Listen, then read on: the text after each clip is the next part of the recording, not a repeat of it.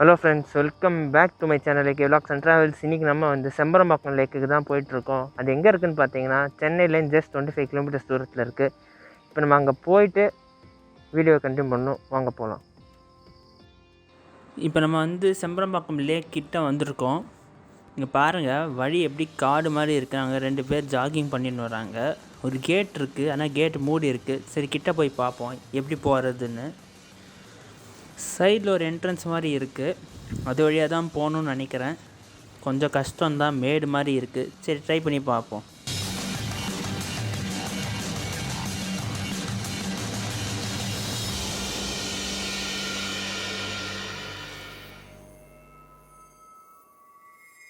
உள்ளே வந்தாச்சு, அந்த கேட்டை தாண்டி.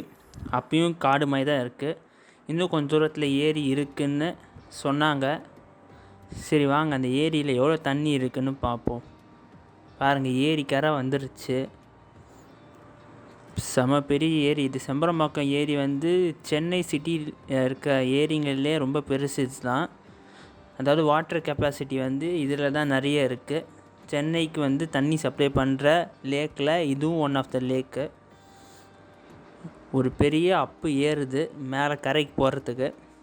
தண்ணி நிறைய இருக்குதுன்னு நியூஸ்லலாம் சொன்னாங்க. பார்ப்போம் எவ்வளோ இருக்குதுன்னு.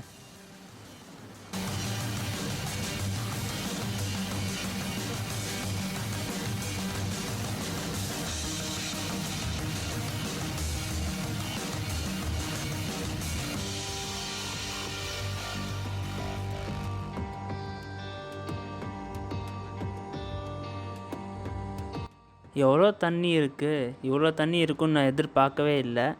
கடல் மாதிரி இருக்குது பார்க்கவே. ஏரியா கடலானே வந்து லேசாக டவுட் வருது. அந்தளவு தண்ணி இருக்குது இங்கே. நடுவில் வந்து சில மணல் திட்டுலாம் இருக்குது. ஆனாலும் வந்து தண்ணி நிறைய தான் இருக்குது. கீழே ஒருத்தவங்க உக்காந்துக்கிறாங்க. நெக்ஸ்ட்டு அந்த சைனீஸ் டவர் மாதிரி இருக்குல்ல, அதுக்கிட்ட போய் பார்ப்போம்.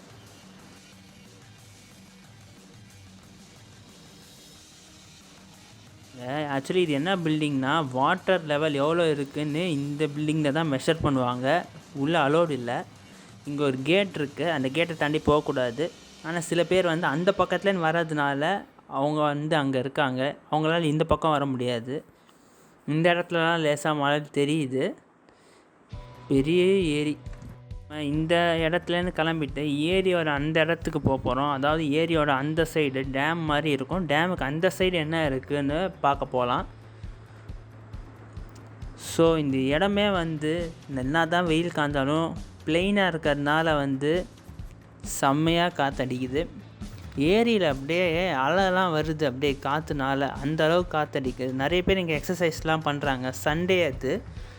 ஸோ நிறைய பேர் வந்திருக்காங்க இங்கே. வீக் டேஸில் வந்து அவ்வளோ கூட்டம் இருக்காது இங்கே. அதனால தான் சண்டே அன்றைக்கி வந்தேன். பாருங்கள் எப்படி இருக்குன்னு இடம். ஒரு பக்கம் ஃபுல்லாக பச்சை பசேல்னு இருக்குது, இன்னொரு பக்கம் ஃபுல் அண்ட் ஃபுல் லேக்கில் தண்ணி இருக்குது. ரொம்ப அழகாக இருக்குது. இதெல்லாம் பார்த்தா சென்னைன்னே சொல்ல முடியாது, அப்படி இருக்குது. சென்னையோட அவுட்டரில் இதே மாதிரி நிறைய இடன் பிளேசஸ் இருக்குது. ஒவ்வொன்றும் நம்ம போய் பார்க்கலாம். சரி வாங்க, இப்போ அந்த சைடு போயிட்டு நான் வீடியோ கண்டினியூ பண்ணுறேன்.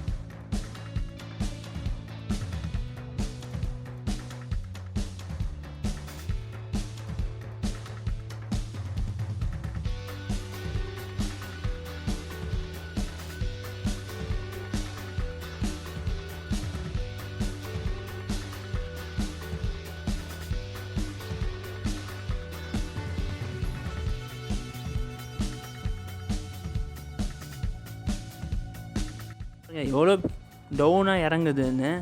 கரையில் நம்ம இப்போ கீழே இறங்க போகிறோம். இதுதான் நான் சொன்ன அந்த டேம் வரும். இப்போ அந்த டேமுக்கு அந்த பக்கம் வந்து என்ன இருக்குன்னு தான் இப்போ நம்ம பார்க்க போகிறோம். பாருங்கள், எல்லோ கலர் பில்டிங் தெரியுதுல, அது எல்லாமே அந்த டேம் தான். சரி, இப்போ நம்ம கிட்டே போயிட்டு அந்த டேம் கிட்டே எவ்வளோ தண்ணி இருக்குதுன்னு பார்ப்போம். இடமே ரொம்ப அழகாக இருக்குது. இவ்வளோ அழகாக இருக்கும்னு எதிர்பார்க்கவே இல்லை.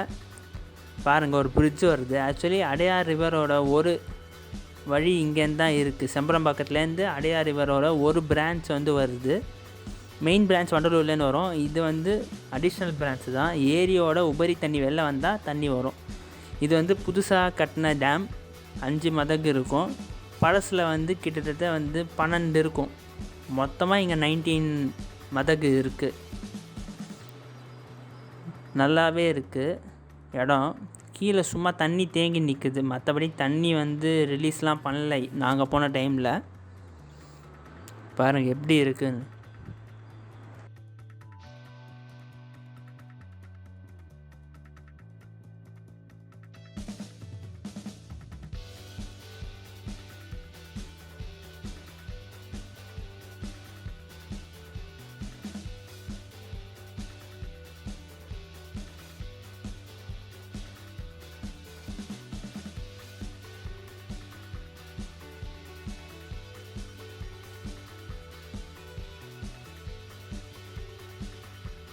இல்லை பாருங்கள், ஒருத்தர் போட்டு மாதிரி ஒன்றுத்தில் வந்து டுவர்ட்ஸ் கரைக்கு வந்துன்னு இருக்கார் மீன் பிடிச்சிட்டு. அவர் என்ன யூஸ் பண்ணுறாருன்னு சரியாக தெரியல. அது போட்டு மாதிரியும் இல்லை, என்னன்னே சரியாக தெரியல. ஆனால் அதில் ஒருத்தர் மட்டும்தான் போக முடியும். அவர் வந்து அதை வந்து கையில் தான் வந்து ரோ பண்ணுறாரு. அது ஒரு மாதிரி வித்தியாசமாக இருக்குது. இது வரைக்கும் நான் பார்த்ததில்ல. மரப்பலகை என்னன்னு சரியாக தெரியல, ஆனால் ஒரு வித்தியாசமாக இருக்குது. இந்த மாதிரி கரை கிட்ட வரும்போது புல்லுங்க இருக்குது இந்த பக்கம். அந்த பக்கம் அந்த மாதிரி எதுவும் இல்லை. இது நம்ம இப்போ ஏரியோட இந்த பக்கத்தில் வந்திருக்கோம். பாருங்கள், அவர் அந்த புல்லுக்கு நடுவில்லாம் அந்த போட்டு மாதிரி இருக்கிறத ஓட்டின்னு வர்றாரு கரைக்கு வர்றதுக்காக. மீன் பிடிச்சிட்டு வராங்க. இன்னும் நிறைய பேர் அதே மாதிரி வந்து ஏரிக்கு உள்ளே இருக்காங்க.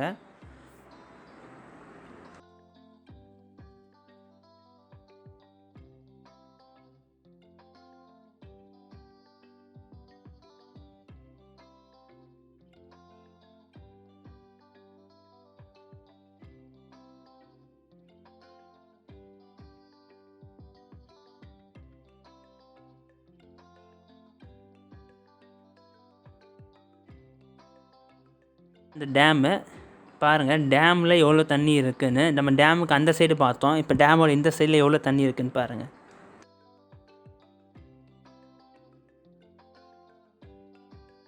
இப்போ நம்ம குன்றத்தூர் மலைக்கு பக்கத்தில் இருக்கிற மலையில் இருக்கோம். எதிர்க்க குன்றத்தூர் கோவில் தெரியுது பாருங்கள், மலை மேலே இருக்க கோவில். ஆக்சுவலி வழி ஒன்று போச்சு, எங்கே போகுதுன்னு மேலே ஏறிட்டேன். ஒன்றும் இல்லை, அங்கே ஒரு சின்ன ஒரு பில்லர் மாதிரி இருந்துச்சு, அவ்வளோதான். இப்போ இறங்குறேன். பாருங்கள், இந்த இடம்லாம் வந்து மழை பெஞ்சதுனால எப்படி பச்சை பசேல் இருக்குதுன்னு. ரொம்ப அழகாக இருக்குது. எவ்வளோ அழகாக இருக்குன்னு நான் எதிர்பார்க்கல. நல்லா இருக்குது. இந்த இடத்துல நடந்து போகும்போது கரெக்டாக துளசி ஸ்மெல் அடிக்குது. அது என்ன செடின்னு சரியாக தெரியல, ஆனால் ஸ்மெல் அப்படி தான் இருக்குது. சரி வாங்க, கீழே போயிட்டு பைக்கு அங்கே தான் விட்ருக்கேன் மேலே பார்க்கிங்கில், அங்கே போனோம் இப்போ. சரி வாங்க போகலாம்.